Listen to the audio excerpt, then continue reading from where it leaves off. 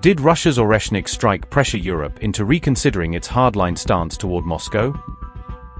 A major NATO member signals a dramatic shift after years of harsh anti-Russia rhetoric across Europe. Alexander Stubb signals readiness for talks with Vladimir Putin amid growing uncertainty over US support. With doubts rising over long-term American backing, several European states begin reassessing priorities and regional strategy.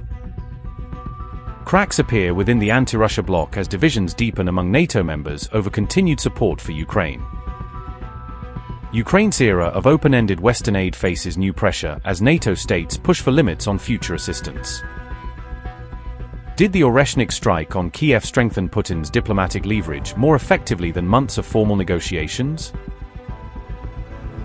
Alexander Stubb said Europe could begin a dialogue with Russia this year as discussions continue over the future of the Ukraine conflict. Speaking to Yle, Stubb said it remains unclear when direct contact with Moscow could begin or under what format talks may take place. The Finnish president also suggested he could potentially act as a mediator for Europe if requested by other European leaders. Russian officials have previously criticized Stubb, accusing him of using what they described as language of hatred toward Moscow. The comments come at a time when NATO is facing growing internal divisions over long-term military support for Ukraine.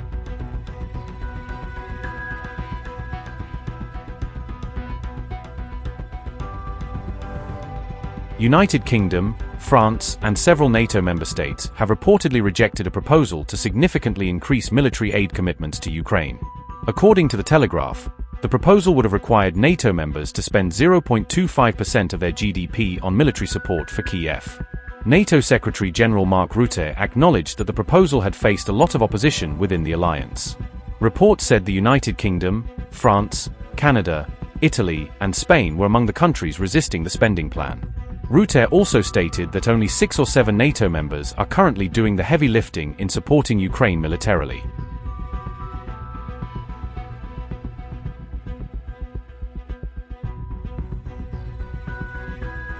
The United Kingdom also drew criticism after easing restrictions on certain energy products connected to Russian oil exports. London reportedly allowed imports of fuel products refined in third countries using Russian-origin crude oil.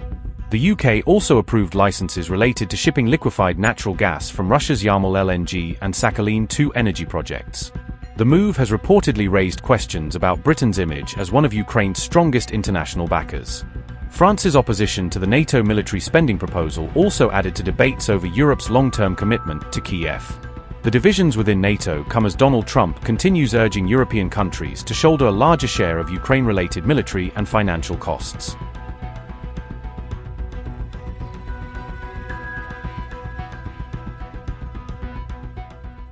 Just hours after Ukraine publicly warned of a looming Oreshnik attack, Russia launched a major missile and drone barrage overnight on May 23 to 24, making good on its threats. Monitoring groups said that more than 50 Russian missiles and over 700 drones were directed at Ukraine. At least one person was killed and 24 others were injured in the Russian attack, officials said. A second wave of strikes began around 3 a.m., with air raid sirens wailing across multiple regions as people scrambled for shelters. Explosions were also reported in the cities of Cherkasy, Kropivnitsky, and Khmelnytsky, indicating a broad, countrywide targeting pattern. Russian media outlets themselves reported that Oreshnik ballistic missiles were used, directly echoing the very warning Zelensky had issued a day earlier. Meanwhile, a separate Russian drone attack struck a funeral procession near Sumy, killing at least one person in an especially grim incident. On May 23, Zelensky had warned Ukrainians that Russia might soon strike using Oreshnik missiles, urging the public to take air raid alerts seriously. He said this warning was based on intelligence shared between Ukrainian services and their American and European partners, underscoring the seriousness of the threat. Zelensky also claimed Moscow might be preparing a combined strike that would use multiple weapon types simultaneously to overwhelm defenses. He specifically mentioned that the Oreshnik intermediate-range missile could be one of the key weapons used in such a combined barrage. Zelensky said, and I quote, "Our intelligence services reported receiving data, including from American and European partners, about Russia preparing a strike with the Oreshnik missile. We are verifying this information.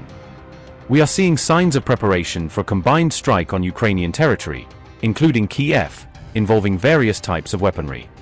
The specified intermediate-range weapons could be used in such a strike." It is important to act responsibly on air raid alerts, starting this evening. Russian madness truly knows no bounds, so please protect your lives, use shelters." End quote. Moscow first used the Oreshnik missile against Ukraine in a major attack back in November 2024, marking the weapon's combat debut.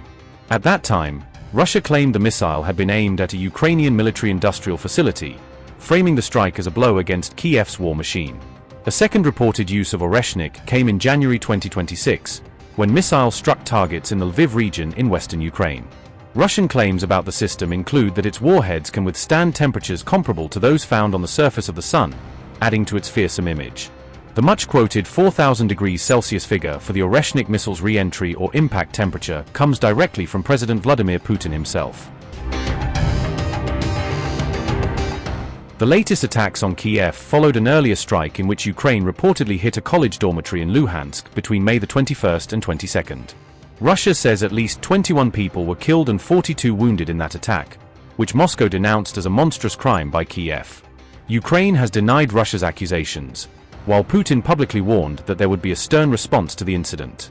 Putin labeled the Luhansk strike a terrorist attack and ordered his military commanders to prepare suggestions for how to exact revenge. These new missile and drone attacks coincided with Russia and Belarus conducting nuclear drills just kilometers from the NATO border, sending a pointed signal to the West. Amid already high tensions with NATO, Russia and Belarus kicked off massive nuclear exercises on May 21st, turning large swathes of their territory into a theater for simulated atomic warfare. Moscow says 6 different nuclear-capable missile systems were launched during the drills, each chosen to showcase a different part of its strike portfolio.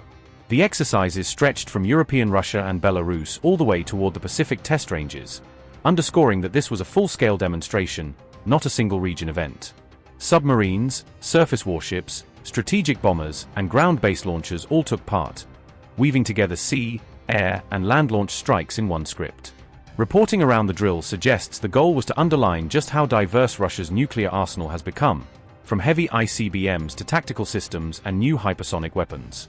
All of this is happening while Moscow publicly warns NATO states against any direct military escalation, using the drills as both a signal of readiness and a tool of deterrence.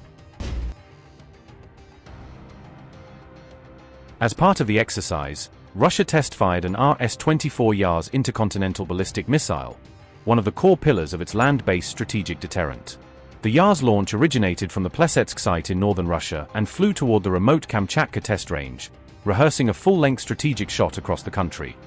Russia's Rs-24 Yars is widely viewed as its primary land-based nuclear deterrent missile, designed to ensure a survivable second strike capability. It is capable of carrying multiple nuclear warheads on a single booster, allowing one launch to threaten several targets at once. Current assessments say Yars missiles equip around 8 Russian missile divisions, forming the backbone of several strategic rocket regiments. In total, roughly 150 Yars missiles are believed to be active in service, split between different bases and deployment modes. The system can be launched from both road-mobile transporter erector launchers and hardened silo emplacements, complicating enemy targeting. Yars formally entered Russian service in 2010, replacing older Soviet-era designs with a more flexible, MIRV-capable platform. It is often described as a lighter counterpart to the newer Rs-28 Sarmat heavy ICBM, intended to complement, not duplicate, that system's role. With intercontinental range and a strategic strike mission, Yars sits at the heart of Russia's ability to hit distant adversaries if deterrence fails.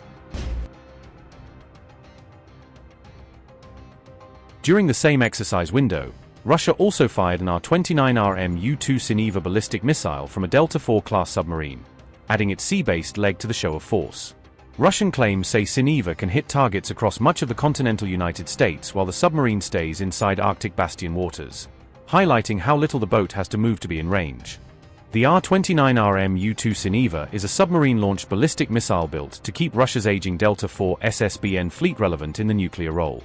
It is smaller and of an earlier generation than the RSM-56 Balava carried by newer Bora-class submarines, but remains a key part of the older boat's punch. Sineva is typically credited with carrying around 4 nuclear warheads and having intercontinental reach, allowing a single submarine to hold multiple cities at risk.